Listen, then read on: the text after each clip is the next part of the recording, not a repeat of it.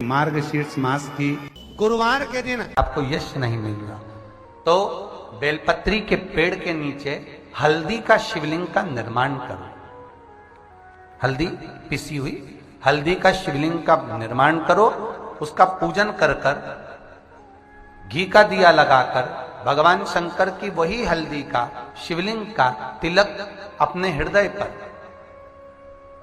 हृदय पर चाहे पुरुष हो चाहे स्त्री हो, अपने हृदय पर कंठ के पास उस तिलक को लगाएं और बाबा का विसर्जन उसी बेलपत्री के पेड़ के नीचे जल डालकर कर दें। महाराज यश मिलना प्रारंभ हो जाता है। केवल ये यश के लिए ही नहीं होता, इसका एक क्रम और है। मान लो आप किसी मीटिंग में बैठे हो, किसी अच्छी जगह पर बैठे हो, किसी कंपनी के इंटरव्यू में बैठे हुए हो, आप किसी कार्य के लिए जा रहे हो और वो कार्य बहुत जरूरी है कि इस व्यक्ति से मुझे ये पैसे निकलवाना है, इस व्यक्ति से मुझे ये काम निकलवाना है, और वो व्यक्ति बहुत दिन से हाथ में आ ही नहीं रहा, तो उसके लिए भी ये कार्य किया जाता है। अर्थात कीर्ति शुद्ध हो, पवित्र हो और यश की प्राप्ति। लक्ष्मी वो कौन से दो स्थान हैं जहां तू जाना पसंद नहीं करती है? लक्ष्मी वो कौन से दो स्थान हैं जो व्यक्ति धारण करता है तो उस व्यक्ति के पास में से 2 साल में, 4 साल में, 6 साल में, 8 साल में तो रुष्ट होकर चली जाती है? वो स्थान कौन से है? तो 2 स्थान माता लक्ष्मी ने बताए हैं। पहला, फूटे हुए बर्तन में भोजन करना। कौन से बर्तन में? जम के बोलिए जरा। जो टूटा बर्तन होता है, खंडित बर्तन होता है, फूटा हुआ बर्तन होता है, कहीं गिलास की किनोर टूट गई है, कहीं कटोरी की किनोर टूट गई है, कहीं थाली की किनोर टूट गई है, और तुम कहीं प्लेट की किनोर टूट गई है और तुम उसमें भोजन कर रहे हो, तो टूटे हुए बर्तन में भोजन करने वाले के पास में लक्ष्मी छिन्न हो जाती है, उसका भाग्य भी फूटे हुए बर्तन की तरह हो जाता है। ये लक्ष्मी का। और दूसरा, फटे हुए वस्त्र धारण करने वाले का भाग्य भी फटे हुए वस्त्र की तरह, जैसे फटा हुआ कपड़े का रेसा रेसा निकलता है, उसी तरह फटे हुए वस्त्र धारण करने वाले की भी जिंदगी में परिश्रम का रेशा निकलता रहता है, पर उसको सुख का भान नहीं होता। आज के जमाने में ये फटे हुए कपड़ों का फैशन आ गया, ये बड़ा दुख की घड़ी है।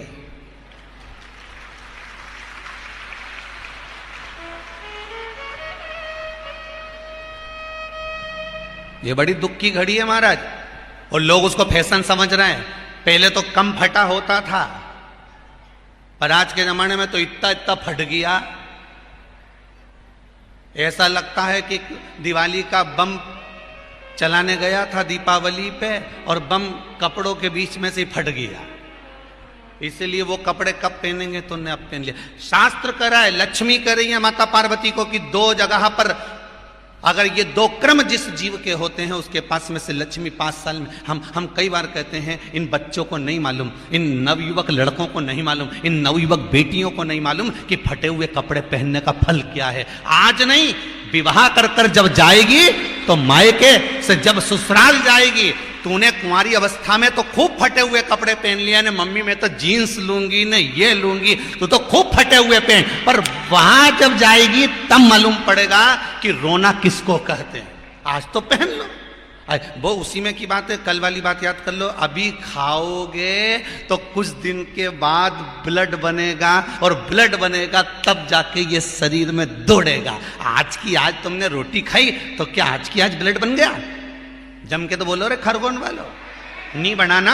आज खाया है तो ब्लड 8 दिन में, 4 दिन में, 6 दिन में, 2 दिन में, 5 दिन में, 3 दिन में बनेगा। आज की आज ब्लड नहीं बनेगा। आज खाया तो 2 दिन में ब्लड तैयार होकर तुम्हारे शरीर में दौड़ेगा, शरीर में दौड़ेगा तो तुम्हारा शरीर भी चलेगा। उसी तरह तुमने अगर युवानी अवस्था में, कुंवारी अवस्था में ये फटे हुए कपड़े पहने हैं, तो जब तुम्हारी अवस्था बढ़ेगी ना, आज नहीं रोना पड़ रहा। आज के जमाने में तो फैशन है साहब, फैशन है तो आज पहन ले, बाद में रो ले। फटे हुए वस्त्र भी धारण नहीं कर। घर की बेटियां, घर के लोग ऐसे कपड़े पहने, ये श्रेष्ठता नहीं है महाराज। थोड़ा सुधार। कहा शरीर को भोगना था, फिर मनुष्य क्यों ये जीव आत्मा क्यों भोग? क्योंकि जीवात्मा मरती नहीं। इसको जब भुगताया जाता है तो ये भोगती रहती है, तड़पती है, चिल्लाती है, अब नहीं करूंगी गलती, क्षमा कर दो मुझको। हल्दी का गट्टा, हल्दी जो सूखी एक गट्टे में आती है ना, हल्दी की गांठ, उसका थोड़ा सा टुकड़ा उस कलश में डाल लीजिए। और जिस व्यक्ति का समय गड़बड़ चल रहा हो, लक्ष्मी नहीं आ रही हो, बीमारियां बनी हुई हो, दुख हो, तकलीफ हो, कष्ट हो, माता पार्वती जी अश्विमणि घोड़ी बनी लक्ष्मी जी को ज्ञानोपदेश दे रही है। माता पार्वती जी जब लक्ष्मी जी ने आंख में से आंसू बहाए, शिवलिंग पर गए, शिवलिंग से जलाधारी पर गए, जलाधारी पर जब वो अश्रु पड़े और उस अश्रु के पड़ने पर माता पार्वती जी प्रकट हुई और प्रकट होकर माता पार्वती जी जब सम्मुख में आई,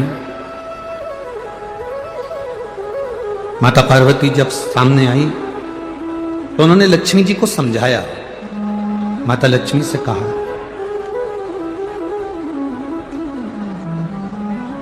कि लक्ष्मी, तुम्हारे पति ने तुमको श्राप दिया है, तुम्हारे पति ने तुम्हें श्रापित किया है, तुम्हारे पति ने तुमको अश्वी बनने का श्राप दिया, घोड़ी बनने का श्राप दिया,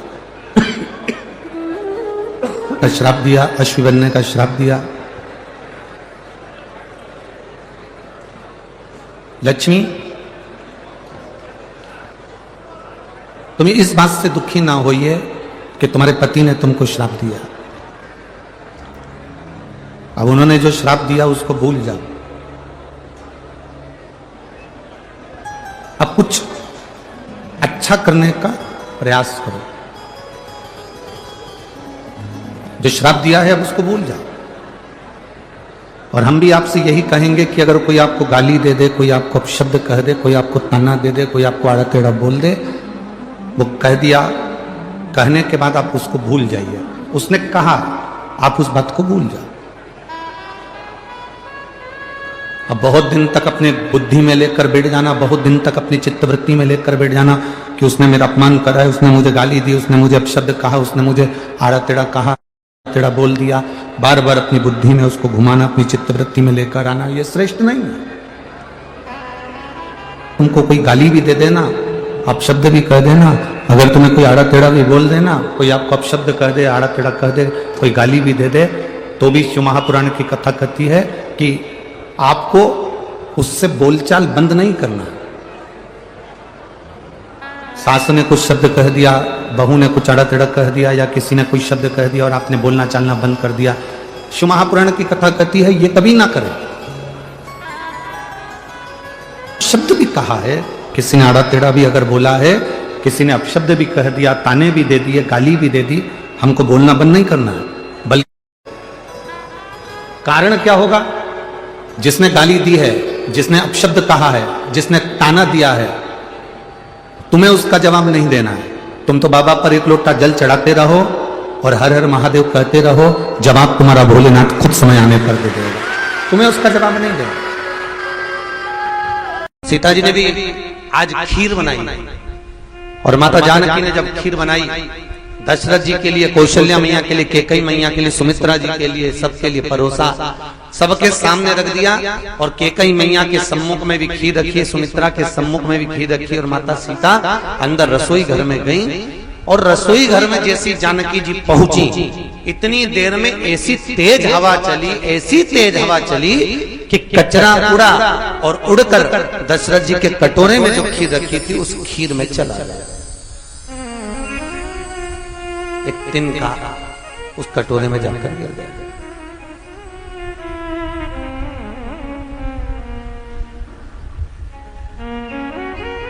सीता जी ने रावण को क्यों नहीं मारा, उसका प्रश्न का उत्तर है ये। एक तिनका, एक कचरा कटोरे में पड़ा है खीर के, और खीर के कटोरे में जब वो कचरा पड़ा था, तिनका पड़ा था, सीता जी ने देखा मेरे ससुर के पात्र में खीर में कचरा गिर गया, और मैं नई नवीली बहू, अगर आज ससुर के मुख में कचरा देखेंगे ससुर तो क्या कहेंगे, मेरी बहू ने मुझे कचरा डाल कर दे दिया, पहली बार तो बहू ने भोजन दिया है और उसमें भी कचरा दे दिया, करूं तो करूं क्या, जाकर निकाल सकती नहीं हूं, कटोरा बदल सकती नहीं हूं, हंसी उड़ जाएगी मेरी, क्या करा जाए। सीता जी ने झरोके में से झांका, उस कटोरे में पड़े हुए तिनके को माता जानकी ने अपनी दृष्टि से देखा, ऐसा देखा कि कटोरे में पड़ा हुआ तिनका वही जलकर भस्म हो गया। वो तिनका, कटोरे में पड़ा हुआ तिनका वही जलकर भस्म हो गया। जैसे ही तिनका जलकर भस्म हुआ, दशरथ जी ने देख लिया सीता जी को, सीता जी ने अपनी दृष्टि से कचरे को जला दिया, तिनके को जला दिया। दशरथ जी ने खीर खाई, खीर खाकर दशरथ जी सीता जी के कक्ष में गए। बहुरानी जानकी, ए सीता, पिताजी आप आए, मुझे बुलाना होता मैं आती, क्या बात है, बोलिए पिताजी मेरे को क्यों बुलाया, क्या कारण है, आप मेरे पास में आए, मुझे बुलाते मैं आती, दौड़कर आती, आप बोलो तो सही क्या चाहिए आपको, क्या चाहिए। जानकी तुझसे कुछ मांगना है तो दे देगी। सीता जी कहती है जी पिताजी आप बोलो क्या चाहिए। पहले सौगंध खा राम की कि तुझसे जो मांगूंगा तुझे देना पड़ेगा। सीता जी कहती है पिताजी सौगंध खाने की जरूरत ही नहीं पड़ेगी, आप मांगो तो सही आपको क्या चाहिए, मैं वचन देती हूं कि जो मांगोगे दे दूंगी। सीता तू मुझे वचन दिए और ये वचन टूटना नहीं चाहिए, नहीं टूटेगा, बोलो क्या चाहिए। दशरथ जी कहते हैं जानकी जैसे आज तूने उस तिनके को देखा ऐसा किसी दुश्मन को भी मत देखना, बस तुझसे इतना सामान और कुछ भी नहीं चाहिए। और आपने देखा होगा जब जब रावण सीता के पास आता था सीता एक तिनका तोड़कर उसको देखती रहती थी। और तिनके को सीता इसलिए देखती थी बेटा इसी तिनके के चक्कर में बचा, नहीं तो अभी तक तो निपटा देती तेरे को, कब का, केवल इस तिनके के चक्कर में बचा, अभी तक तो मैं तेरे प्राणों को हर लिया, अभी तक तो मैं तुझे समाप्त कर देती, केवल इस तिनके के चक्कर में तू बचा हो। और ये तिनका तुझे बचा कर रखा है केवल इसके लिए तुम बचा। महाराज सीता चाहती तो रावण का संहार करने में देरी नहीं लगती, सीता चाहती तो रावण का संहार करने में एक क्षण की देरी ना होती, पर केवल जो वचन दिया गया था, जो शब्द कहा गया था, जो वचन के संबोधन कहे गए थे कि मैं आपको वचन देती हूं कि जिस तिनके को देखा ऐसा दुश्मन को भी नहीं देखूंगी, इसलिए माता जानकी ने रावण का संहार नहीं करा, नहीं तो सीता तो रावण को कब का मार देती साहब, कब का मारने में देरी नहीं लगती। महाराज पतियों को परिवार में धर्म पत्नी बोलने का मौका कम देती है। आप चिंता मत करो मैं सब संभाल लूंगी, आप क्यों टेंशन लेते, मैं हूं। जानकी जी रावण का संहार करने में आतुर रहती है, जानकी जी भी रावण का संहार कर देती, पर सीता का वचन, माता जानकी ने जो वचन दिया वो निभाया है, वचन की पूर्णता है। तो महाराज राम जी के प्रकट होने के, राम जी के जन्म लेने के, राम जी के प्राकट्य के भी कुछ कारण हैं, तो रावण के संहार के भी कुछ कारण हैं। क्या रावण सीता को जबरदस्ती अपनी अर्धांगिनी नहीं बना सकता था? क्या रावण सीता को जबरदस्ती अपने भवन में नहीं रख सकता था? केवल उसका कारण इतना था कि एक बार रावण देवलोक में गया और देवलोक में जाकर मेनका को उन्होंने देखा, बड़ी सुंदर थी। रावण ने उसको अपना बनाना चाहा, जैसे ही अपना बनाना चाहा, रावण ने उसका हाथ पकड़ना चाहा, मेनका ने कह दिया मेरा हस्त मत पकड़ना, मैं तुम्हारे भाई कुबेर की बेटे नल कुबेर की धर्म पत्नी हूं और तुम मेरा हस्त कमल पकड़ रहे हो, मैं तुम्हारी बहू हूं। और बहू का हाथ अगर ससुर पकड़े ही अच्छी बात नहीं है, वो तो तुम मेरे काका ससुर, मैं कुबेर की बहू हूं, नल कुबेर की पत्नी हूं और आप मेरा हाथ पकड़ रहे हो, मान जाओ। अंत में रावण ने उस प्राण छूट। आपको पहले भी कथा में कहा, राम किसी को मारे नहीं, ऐसा है मेरा राम, अपने आप मर जाएगा करके खोटा। मेरा राम किसी को नहीं मारता। भगवान अपने ऊपर कभी नहीं लेता कि मैंने किसी का संहार करा, मैंने किसी को मारा, मैंने ऐसा किया, वो कभी नहीं। कल कथा में कहा था आपको कि मंदिर के पीछे, कहां पर, कल कथा में बताया था कि मंदिर की परिक्रमा करते समय मंदिर के पीछे अगर हम प्रणाम करते हैं तो हमारे जीवन के पुण्य, हमारे जीवन का दान, हमारे जीवन का सत्कर्म उसी समय अधर्म में बदल जाता है। उसी समय, जिस समय हमने किसी मंदिर के पीछे प्रणाम करा, अगर परिक्रमा करते समय मंदिर के पीछे हम नमन करते हैं, प्रणाम करते हैं, तो हमारा सत्कर्म, हमारा दान, हमारा पुण्य, हमारा धर्म उसी समय अधर्म में परिवर्तित हो जाता है। इसलिए महाराज, हिंदू धर्म के अंदर मंदिर के पीछे प्रणाम नहीं किया जाएगा, प्रणाम नहीं। कल कथा में आपको कहा था कि केवल एक ही कारण है कि हमारे विचार को, हमारी दृष्टि को, हमारी सोच को बदलने का प्रयास किया जाए। राम कथा, सारे देवताओं ने अगर भगवान राम की स्तुति करी थी तो यही प्रार्थना करी थी कि आपके द्वारा जगत का कल्याण। भगवान ने भी आश्वासन दिया था और सब अपने अपने धाम को चले गए थे। सुर समूह विनती करी, पहुंचे निज निज धाम, जग निवास प्रभु प्रगटे, अखिल लोक विश्राम। भगवान ने सबको एक वचन देकर भेज दिया, तुम चिंता मत करो, मृत्यु लोक में जाना, पृथ्वी पर जाना और पृथ्वी पर जाकर अवतरित होना। किसी भी रूप में तुम्हारा मन पड़े, राज ऋषि बनकर, साधु बनकर, सन्यासी बनकर, तपस्वी बनकर, साधक बनकर, उपासक बनकर प्रकट हो। हम आएंगे, वचन निभाएंगे।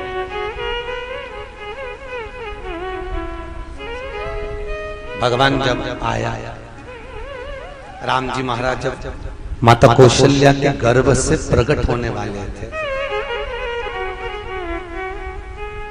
बड़ा सुंदर संवाद, बड़ी सुंदरता थी। रावण और कंस, इन दोनों के पैदा होने का क्रम बड़ा विचित्र है। अच्छा, दोनों की क्रमता भी देखो, रावण भी गुरुवार के दिन पैदा हुआ था और कंस भी गुरुवार को पैदा हुआ था।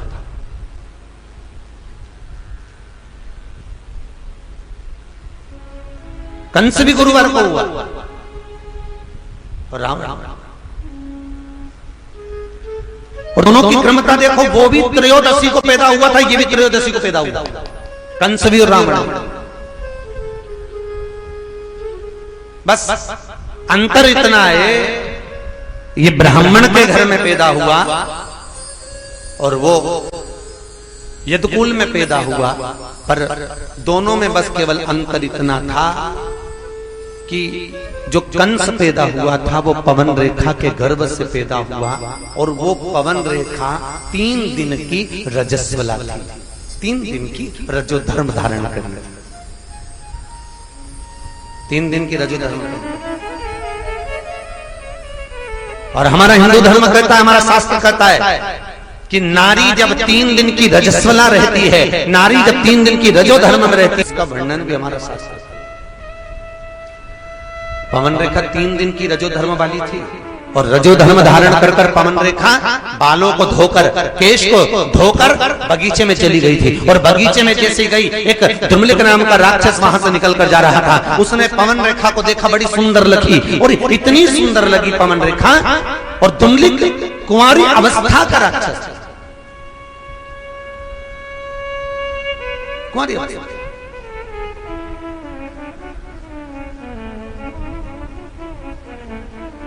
एक तो बहुत सहज सी बात है महाराज, बहुत सहज। हमारे हिंदू धर्म में कहा जाता है सबसे बड़ा आश्रम गृहस्थ आश्रम।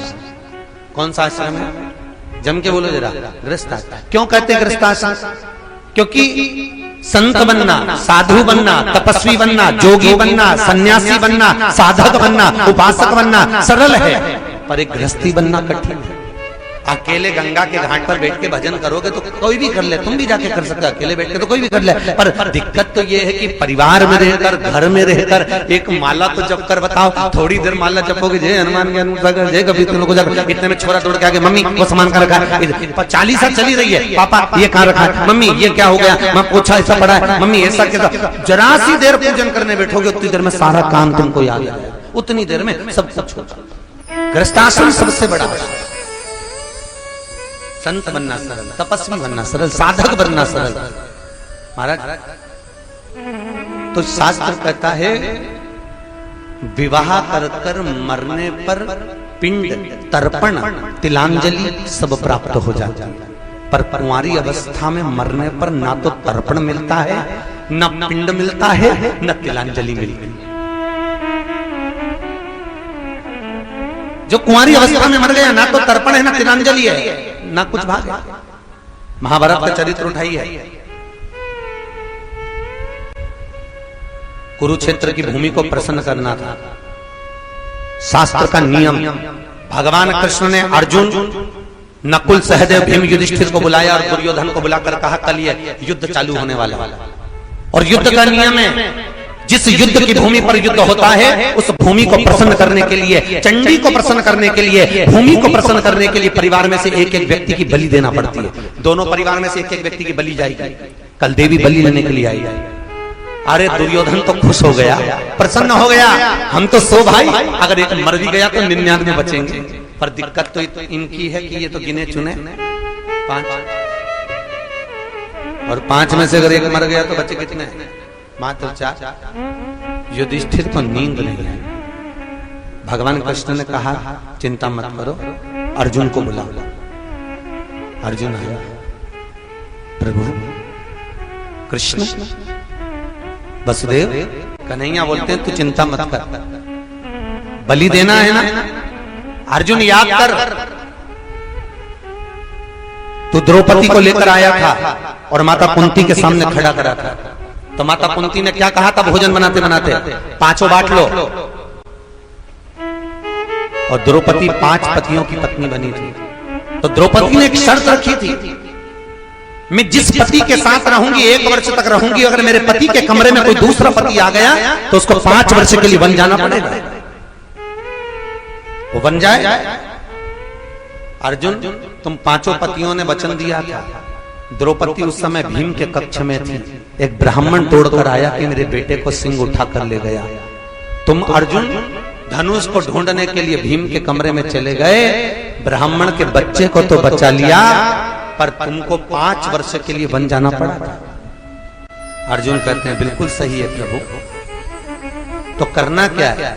भगवान बोले अर्जुन, तुम 5 वर्ष के लिए जब बन गए थे तो नागों की कन्या उलूपी के साथ में तुमने शादी कर ली थी, और उलूपी के साथ में शादी हुई तो उससे एक बेटा उत्पन्न हुआ था जिसका नाम था अरावन।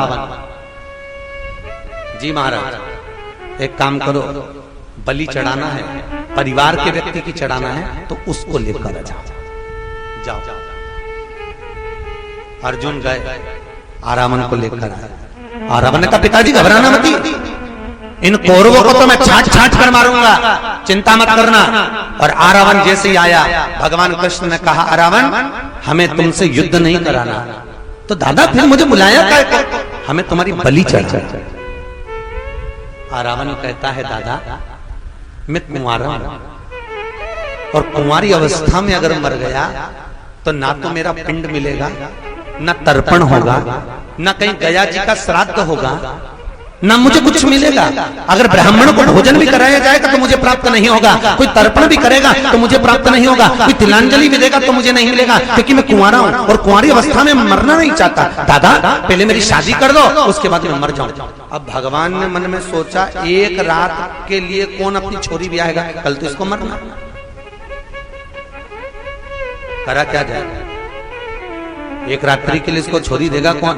भगवान कृष्ण ने युधिष्ठिर, नकुल, सहदेव सबसे कहा ढूंढो एक लड़की, ढूंढो जल्दी इसकी शादी करना। कोई लड़की नहीं मिली। भगवान कृष्ण को लगा अब करा क्या जाए। तब भगवान कृष्ण को याद आ गया कि भगवान शंकर ने भगवान ब्रह्मा को सृष्टि रचना का भार दिया था और ब्रह्मा जी से कहा था, ब्रह्मदेव सृष्टि की रचना करना तो पुरुष और स्त्री ना। तो शंकर भगवान ने अपना अर्धनारीश्वर स्वरूप का दर्शन कराया था। करें दर्शन कभी? अर्धनारीश्वर स्वरूप का दर्शन कराया था कि आधे पुरुष बना दो, आधे स्त्री बना दो। और ब्रह्मा, भगवान विष्णु और शिव चले गए। जब ब्रह्मा जी ने सृष्टि की रचना करी, आधे स्त्री बनाना थे, ब्रह्मा जी ने उनको भेला कर बना दिया, आधे पुरुष आधे स्त्री। तो पूरी पृथ्वी किन्नर की हो गई। जहां देखो वही किन्नर, जहां देखो वही किन्नर नजर आ रहे थे। नीचे आए, आते सी भगवान विष्णु को हंसी आ गई, ब्रह्मा जी तुमने क्या बना दिया? ब्रह्मा जी बोले, भगवान शंकर ने तो किया था, आधे पुरुष आधे स्त्री बना दो। शंकर भगवान बोले, मैंने बोला था आधे पुरुष आधे स्त्री बना दे, तो उसने स्त्री का रूप रखा और किन्नर का रूप रखकर भगवान कृष्ण ने रावण के साथ में शादी की। इस कथा को हम अखंड शिव महापुराण के रूप में बांचना चाह रहे थे। अखंड अखंड सौभाग्यवती के भाव से, अखंड वैभव के भाव से, अखंड संपदा के भाव से। जैसे 3 चीजें हैं अखंडता में मानी जाती है। एक बेलपत्र, दूसरे नंबर पर अक्षत चावल का दाना, तीसरे नंबर पर शमी का पत्र, अखंडता में माना जाता है। याद रखना।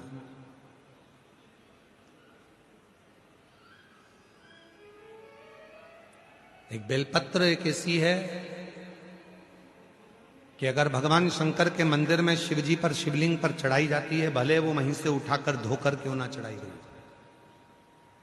तुम 1 हफ्ते तक भी अगर मंदिर नहीं आए हो और अगर एक बेलपत्र तुमने, मान लो आज तुमने एक बेलपत्र चढ़ा दी और घर गए, या रात को या दूसरे दिन तुम रजो धर्म से हो गए, रजस्वला हो गए, मंदिर नहीं जा सकती 5 दिन 6 दिन 7 दिन, या कहीं जाना पड़ गया, तो क्या कहते हैं कि हमारा जल चढ़ाने का नियम टूट गया। कोई कहता है मेरा ये पूजन खंडित हो गया। नहीं, शिव महापुराण बड़ी सुंदर बात कहती है, एक बेलपत्र, एक शमी पत्र और एक चावल का दाना, ये 3 ऐसे हैं जिनको अखंड माना है।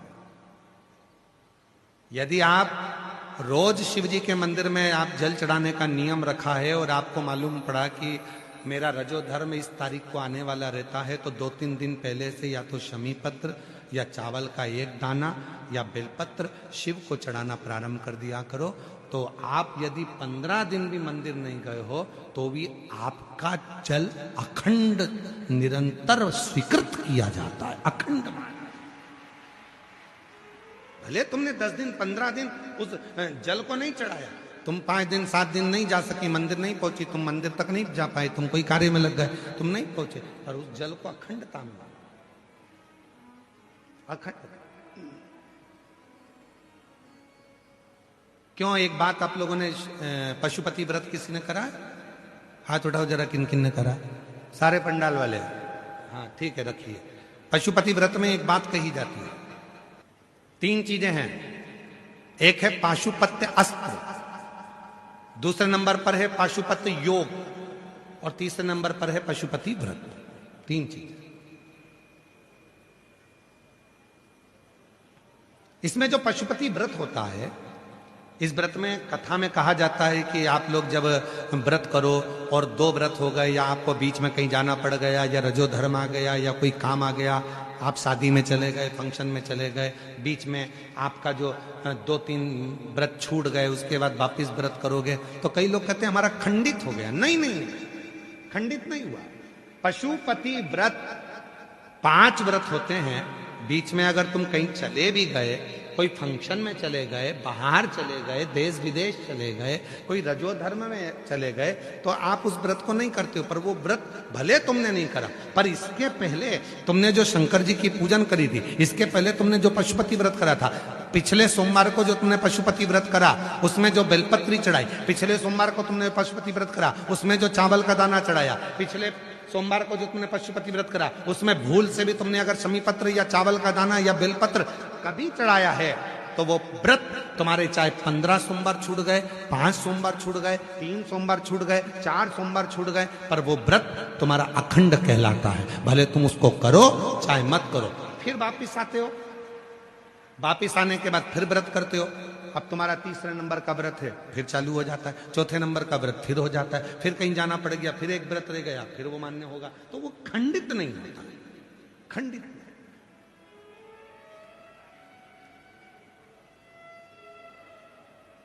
अखंड है। और कितनी सुंदर बात कही, तुम्हारे घर में कोई लक्ष्मी जी की मूर्ति है, गणेश जी की मूर्ति है, ठाकुर जी की मूर्ति है, विष्णु जी की मूर्ति है, देवी देवता की मूर्ति है, खंडित हो गई है, तो किसी ने कह दिया कि ये खंडित हो गई घर की मूर्ति, इसको तुम विसर्जन कर दो। ना, किसी का एक्सीडेंट हो जाता है, हाथ टूट जाता है, तो घर के बेटे को बदल दो क्या? घर की जो मूर्ति होती है वह छोटी होती है, छोटी मूर्ति। तो शिव पुराण क्या कहती है, उस मूर्ति के आसपास में कहीं पर भी एक चावल का दाना या एक बेलपत्र या शमी पत्र उसके आसपास में कहीं पर भी रख दो, वो मूर्ति खंडित नहीं, अखंड कहलाती है। वो खंडितता से बच जाती है, उसमें खंडितता नहीं, अखंड का।